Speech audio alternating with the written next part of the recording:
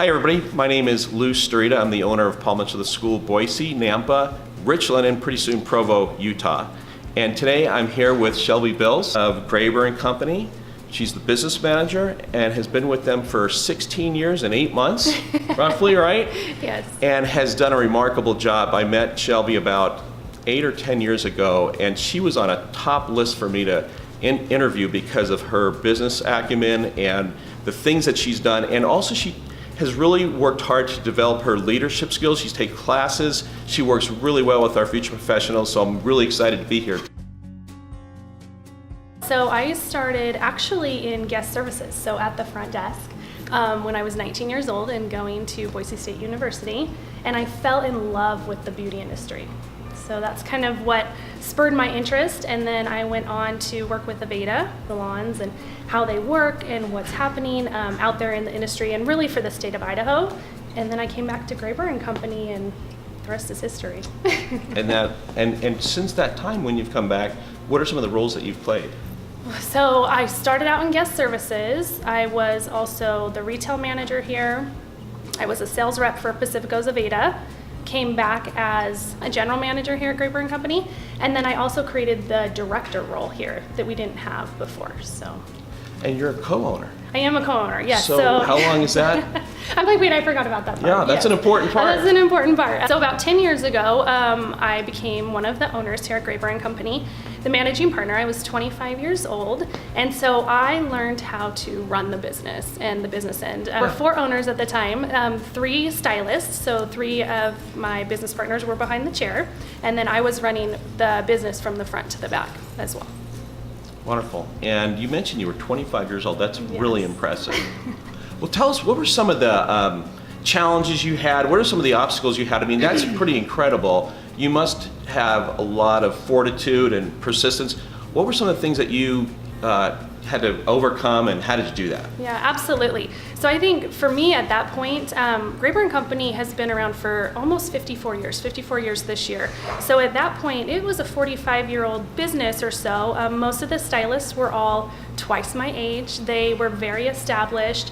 It was a challenge for them to have a 25-year-old come in and say, hey, this is what we're going to do now. And my whole vision for this company is continuously to grow it and to evolve and to find out what's happening in the industries, not just in trends, but sustainability and longevity. And so we made some changes, and that was really challenging for a lot of people that were more mature than I was at that time. But most of them got on board, and we really took the company to the next level at that time. So I would say that's been a really big thing for me, is what was my long-term goal and what were the action steps that I needed to take to get there, no matter what, because it was not easy at all. So we were a lease salon, and growing a team in a lease environment wasn't necessarily the concept that a lot of the stylists had that they wanted to continue to grow with. So that was a challenge, overcoming that hurdle of how do we get individual independent contractors to grow together as a team. And so we started having team meetings. We started implementing different service goals, retail goals, really focusing on the business behind the chair and not just what's happening in a salon. And so really becoming a business and a team together. I read somewhere successful people, and they were trying to identify some common traits, and they said one of the top things was, and they called it grit, which was just staying in there and not giving up. And it sounds like that's what you had and have to keep doing this. Absolutely. Now, I have to ask you something, because you were 25 when a lot of this happened, and I want to make sure that everyone understands it's maybe not about age, it's about the work you put in to get to that point. Zig Ziglar once said, the taller the building, the deeper the foundation, meaning that we have to have ourselves together and anchored to think big or to act big and to achieve our goals. What were some of the things that you did to build that foundation that allows you at 25 to do what you did? Absolutely. The first thing for me was at Graeber and Company, learning every role. Besides the technical role, I am not licensed. So learning every role in the business, no matter if it was for a pay increase or if it was for an award or recognition. Like, that didn't matter. It was, how do I figure out how to run this company in every possible aspect? So I think that was really, really big. Going and working for Pacifico Zaveda at that time, I was the sales rep for the state of Idaho. So going into all of these other salon and spas in Idaho, really being a sponge, absorbing the information, helping them grow. How could I help their businesses? And then after that, bringing those tools that I had learned back into Graeber and Company. What did I see out in the industry that I really loved? What did I see that there was areas for improvement? How could I apply those in my business was really important. Reading books, going to college. I went to Boise State. My background at that time was in marketing management. And then I finished my degree later on, about 8 years later, and focused really on sociology and communication and humanity, and why us as humans do what we do, and why we make the choices that we make too. So your foundation was hard work. Sound like you're open to do everything. Mm-hmm. You weren't above any particular. No.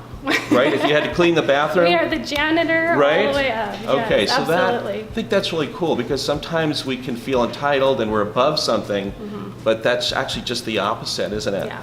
To receive, we must give, and that if we are not able to be servants to the people around us, how can we ever lead? There's no way. That's awesome. I love that.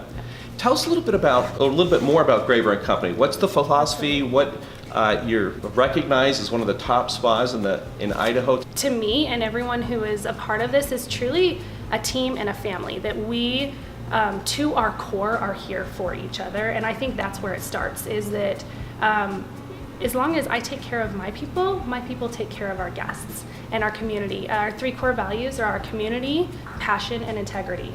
So always doing what we say we're gonna do, even when we don't want to, even when it may hurt, even when we have to take the extra classes or become better or reach out or volunteer or whatever that looks like for us, is truly being of service.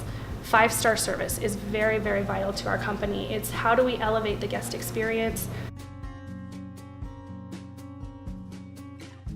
Willing to do the hard work, willing to take the extra classes, willing to apply themselves without attitude, without negativity, without a poor me or victim mentality, because that's really what it comes down to, is you have to be willing to do the hard work.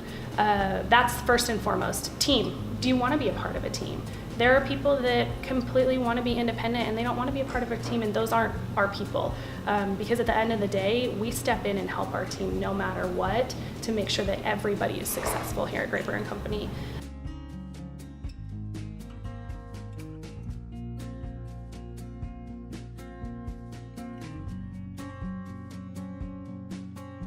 Taking tours, letting us know. We have a lot of your students that tag us on Instagram. They tag their work, so we're already looking at their work. We're looking to see who are they, what are they about, what are they interested in, letting us know, right away, that you want to be a part of Graeber and Company, and then we'll set you up for auditions. Your Phase 2 students, hands down, phenomenal. So you have to show up to school, be there, your attendance record, that you're in the top 10% of your class, that you're already wanting to do fashion shows and do models and do volunteerism, building your business. What kind of business are you building in school that's going to set you up for success in the salon? So those are things we love to look for. There is no reason that this could not be a lucrative career for people if you apply yourself.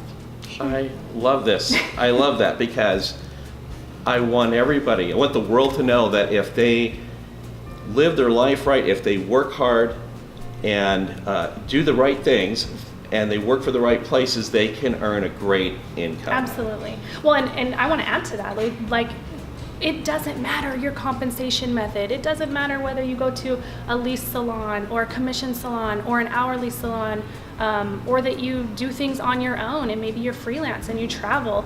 It's how do you apply yourself to reach the destination? What are you doing every day that's taking action, and that it's not, how is the salon gonna get me here? How is this company gonna get me there? How am I gonna get myself there? Most of my 6-figure hairdressers, they started out working 6 and 7 days a week. They take late guests, they come in early, they work Saturdays. They don't ever say no. They apply themselves technically, they take advanced education. I mean, there were days where people didn't have weekends off. They didn't spend time with their families early on in their career, but they built a foundation to where now they work 4-day work weeks. They have that work-life balance. They have created that because they applied themselves in the first 2 to 3 years of their career that took them to the next level.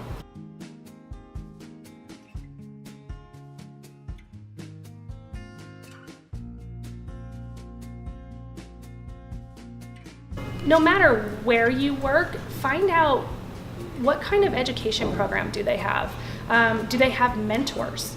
Do they have someone who is going to help you in your career and grow? We have an assisting program. So when you're in our academy, you're taking technical advanced education. You're also assisting senior and master stylists. You are learning behaviors behind the chair. Those things are really, really important to look for. What does advanced education look like? Do they help support you in that? Do they host advanced education? Are they helping you grow personally in your life? Like, what are we dealing with ourselves every day and how we show up so that we can be the best behind the chair? That is, like, we call it 5x5 the stage. You are on stage behind the chair every day, all day. Well, how do actors prepare to be on stage? There's a whole lot of practice that goes into being on stage. So what are we practicing every single day to make sure that when we step onto our stage, that we can be the best that we can be? I love that, because I get nervous when a future professional will graduate and they want to lease right off the get-go, because there's so much more to learn, and then to do that on your own, and on top of that, take on starting your own business, which Absolutely. is that on your own Absolutely. without any mentorship, guidance. You're still refining your technical craft, Yeah. and now you have to worry about bringing guests in the door on top of that, Right. and pay the rent and inventory and all those things, Yeah. of taxes. It gets me nervous. Not to say that eventually can't be a goal, Yeah. but to start Absolutely. off, let's choose our battles carefully. Right.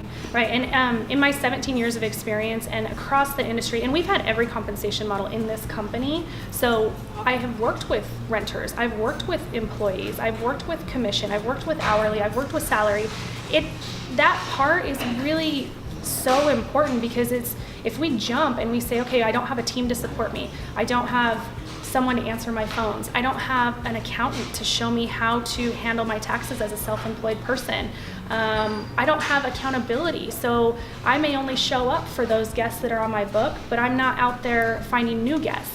I don't have a marketing background, so how am I going to go market to those clients? I mean, those are all things that you have to think about when you're leaving school.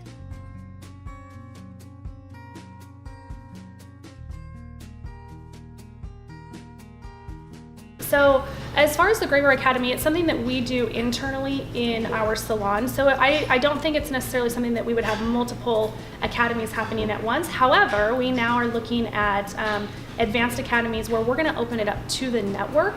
Not just Aveda salons, not just Graeber and Company employees. We're going to start opening it up to our community and our industry professionals to come in, and for a small fee, they get to take some advanced education in our program, because we truly believe that giving back to our industry and the next generation of professionals is where it's at, no matter if they're with Graeber and Company or they are just out there, because our industry, it's time to elevate our industry. It's time to grow as a community and really take this beauty profession to the next level and be professionals and learn, how do we do this business and do it better.